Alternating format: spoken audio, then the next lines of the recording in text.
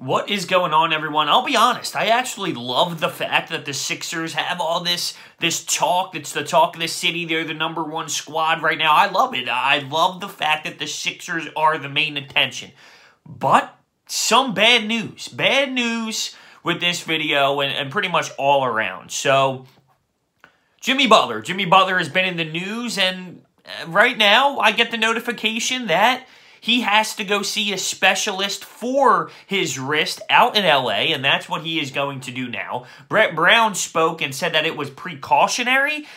I'm not buying it because he has sat out a couple games now in a row. There's clearly some sort of issue going on with his wrist. That is a problem, and I was kind of concerned before this all happened, before he even saw a specialist, because I'm sitting there and seeing a team without Jimmy Butler, a dude who's a warrior, loves the ball, wants to be out there on the floor. That's his mentality. That's the type of swagger he plays with, and to keep him on the bench, there has to be some sort of serious problem. And now he has to go see a specialist. So that is very concerning, and that goes hand in hand with this report that came out yesterday. Jimmy Butler is on thin ice here in Philly. And there's a lot of people that hated the Dario Saric and Robert Covington thing because they were afraid of his personality and what he brought to the table. But let me read you a couple quotes that came out of this article. And it was McMullen on Zach Lowe's podcast, and as one member of the 76ers stated, if you want to get paid, try keeping quiet. That's something that was said to Jimmy Butler. Now, this is all, what the article stated. And then, talking about McMullen himself, I can tell you, having spent a couple days in Philadelphia, they don't love it. They don't love it. And I'm not just going to sit here and read those two quotes and automatically say, oh, it's definitely. I just witnessed an article with Carson Wentz that was blown out of proportion. Blown out of proportion. So, a couple days later, this gets thrown out there. I'm not just going to automatically read two quotes and say 100%, it's 100% true. I'm not. But the argument is, do you give this guy the max? I'm hearing fans outraged saying, trade him at the deadline. You can't trade him at the deadline. We're making a push. See, where I sit on this right now is, you let it die down, all right? There's still plenty of the season left. There's still essentially almost half the season left. You sit back, you let it play out, you see what happens, all right? You can't trade him at the deadline. This is a push. This is a team that we look at now and say, can they make the Eastern Conference Finals? Are you just going to trade away your third best player? No, you can't just trade him at the deadline. Oh, but you're going to lose him in free agency if you don't sign him. Well, that might happen then and whatever. But the argument is, if you don't re-sign Jimmy Butler, you got to get someone major. We're talking Kevin Durant, Klay Thompson status. That's the only way I don't re-sign him. That's the only way. I'm not sitting here buying it instantly. I know that he had issues in the past, but something tells me that this might be a little bit blown out of proportion right now. It's funny because it's not even getting that much attention.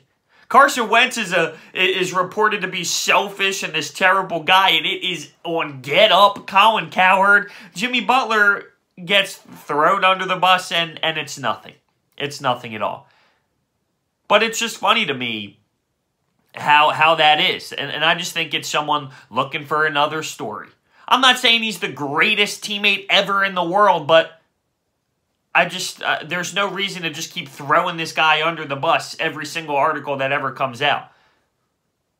Whatever. I mean, it's a tough situation. It's a tough situation. But how I play it out right now on today, with the information I've got today, you just have to let the season play out. You assess it after the playoffs. You see what he brings to the table through the playoff run. All right, we're 48, 49 games in right now. Wait until after the first, second, third round of the playoffs, and then let's assess what we do with Jimmy Butler.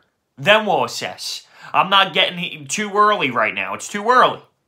I'm not pulling the trigger on anything, screaming to trade him. That's a little ridiculous. Clearly, the guy's going through an injury right now, too, physically.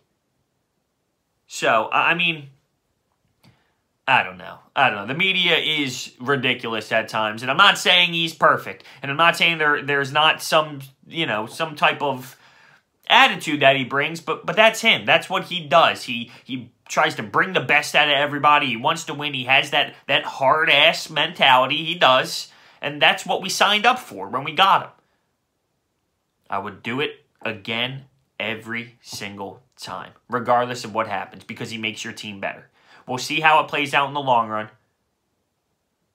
but I'll do it again in a heartbeat. So yeah, so he has to go see a specialist for his wrist, and to me, that's concerning. That's concerning.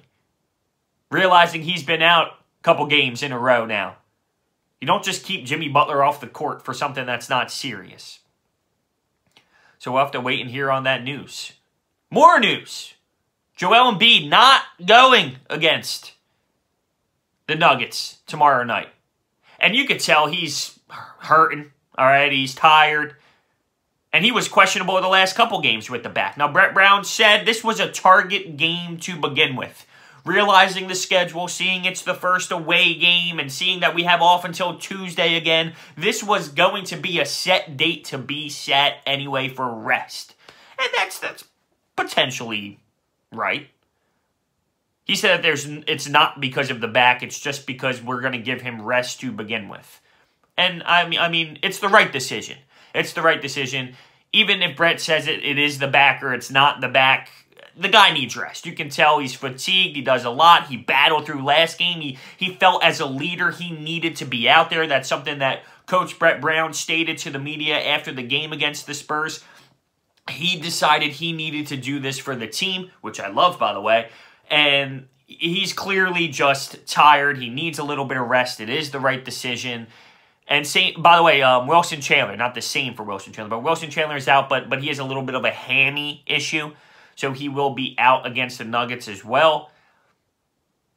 Does that mean we're just settling for a loss? That's how some people view it? I don't think so. I don't think so. It's clearly going to be an uphill battle, but you never know. I mean, losing Joel Embiid is clearly a game-changing thing, but maybe the Nuggets overlook the squad. Maybe the Nuggets say, oh, no Joel, no Wilson, even though those aren't even relatively on the same page, but hey, maybe we steamroll this squad and somehow someone like Landry Shamet steps up.